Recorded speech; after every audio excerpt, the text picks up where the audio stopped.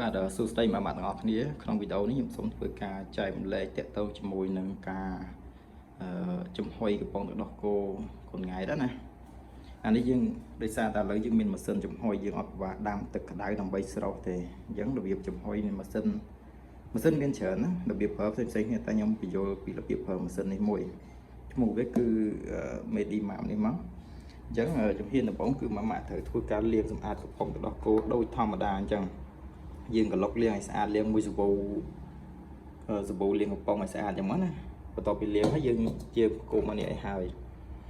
យើងផ្គុំអញ្ចឹងហើយចាំយើងយកទៅចំហុយទោះបីយើងស្រោចទឹកក្តៅក៏ដោយស្រោចទឹកក្តៅយើងត្រូវផ្គុំអញ្ចឹងឲ្យហើយពីព្រោះអីពីព្រោះថាបើយើងអត់ផ្គុំទេ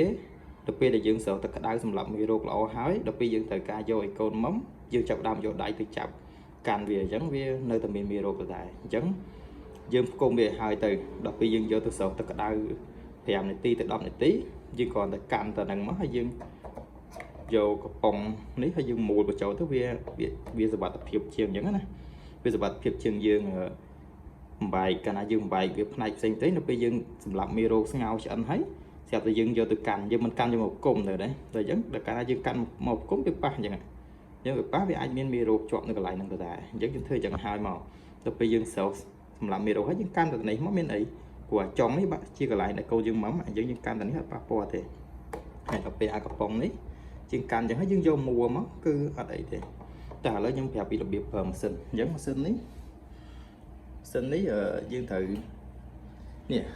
នៅកន្លុកខាងលើនេះវាមានកន្លែងដាក់ទឹកយើងចាក់ទឹកសុទ្ធក៏បានទឹកស្អាតក៏បាននិយាយទៅឲ្យតែទឹកស្អាតយើងចាក់ត្រឹមកន្លាក់លើនេះឃើញទេចាក់ឲ្យដល់ធំពេញមកកន្លុកវាហ្នឹងទៅ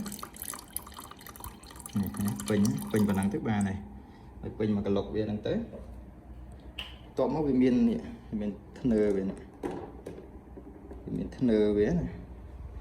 ធ្នើវាហ្នឹងយើងដាក់នេះយើងដាក់អាក្បាលនេះមកកន្លែងនេះកន្លែងអានេះខ្យល់នេះកន្លែងនេះឃើញទេនេះហ្នឹងអាកន្លែងហ្នឹងអាហ្នឹងគេហៅថា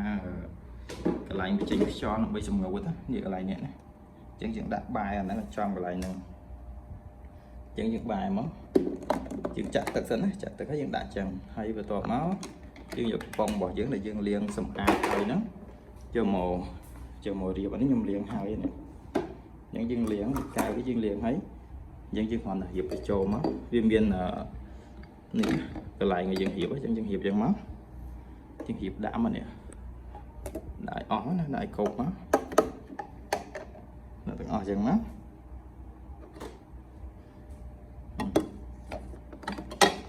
ដាក់ឲ្យអស់ចឹងមកហើយក្បាលដោះនេះអីនេះអានេះយើងដាក់ធ្នើវាលើនេះលើចឹងមកអានេះអីយើងដាក់វាលើចឹងមកអញ្ចឹងឧទាហរណ៍ថាយើងដាក់ហើយអស់ហើយអញ្ចឹងបើយើងដាក់ហើយអស់ហើយយើងគ្របយើងយកកម្របវានេះយើងគ្របពីលើមកនឹងដៃមួយបាទនេះយើងគ្របហើយយើងបិទវាចិត្តនេះណាបិទវាចិត្តចឹងក៏វាបិទវាចិត្តហើយយើងចុចយើងដោតដុយវា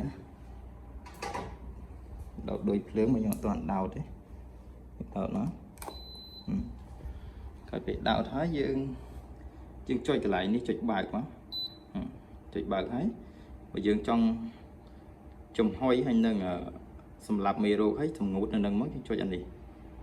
មកឲ្យវាចេញទៅយើងកំណត់នាទីយើងយក60នាទីតែប៉ុណ្ណឹងទៅយើងទុកចោលទៅបានហើយអាហ្នឹងគឺមុខងារចំហុយសម្រាប់មេរោគកំប៉ុងដោះគោនឹងហើយនឹងវាសម្ងួតហ្មងអញ្ចឹងវាប្រើពេលរយៈពេលប្រហែលជា5ទៅ10នាទីឯងដើម្បីសម្រាប់មេរោគនៃកំប៉ុងដោះគោរបស់យើងដូចយើងស្ងោរស្រោចទឹកក្តៅអញ្ចឹងហើយកម្ដៅវាល្អហើយនឹងវាប្រើរយៈពេល50នាទីទៀតព្រោះយើងដាក់ដល់60នាទីមិញអញ្ចឹងវាប្រើពេល10នាទីដើម្បីសម្រាប់មេរោគហើយនឹង50នាទីដើម្បីសម្ងួតធ្វើឲ្យកំប៉ុងនោះស្ងួតស្អាតល្អហ្មងក្រោយពេលដែលយើងធ្វើហើយអញ្ចឹងវាអត់បាក់យើងដាក់តែប៉ុណ្ណឹងយើងទុកចោលទៅចាំដល់ពេលវារួចរាល់យើងយកទៅឆុងដោះគោឲ្យកូនញ៉ាំទៅអាហ្នឹងមានប៉ុណ្ណឹងណារបៀបប្រើម៉ាស៊ីនហ្នឹងបើយើងថាពិបាកអត់មានលទ្ធភាពយើងនេះទៅយើងដាំតែក្តៅពុះស្រោចកំប៉ុងនឹង5នាទីទៅដាក់កំប៉ុងនឹងស្ងោរក្នុងនឹងច្បល់វា5នាទីចាំស្រង់ចេញមកក៏បានដែរអញ្ចឹងវីដេអូនេះខ្ញុំសូមចែកម្លេចប៉ុណ្ណឹងសម្រាប់ម៉ាក់ថ្មីណាដើម្បីការពារកូនយើងពីបញ្ហារាករូសបើសិនយើងសម្រាប់មេរោគឬក៏សម្អាតកំប៉ុងទៅដោះគោបានល្អអញ្ចឹងណា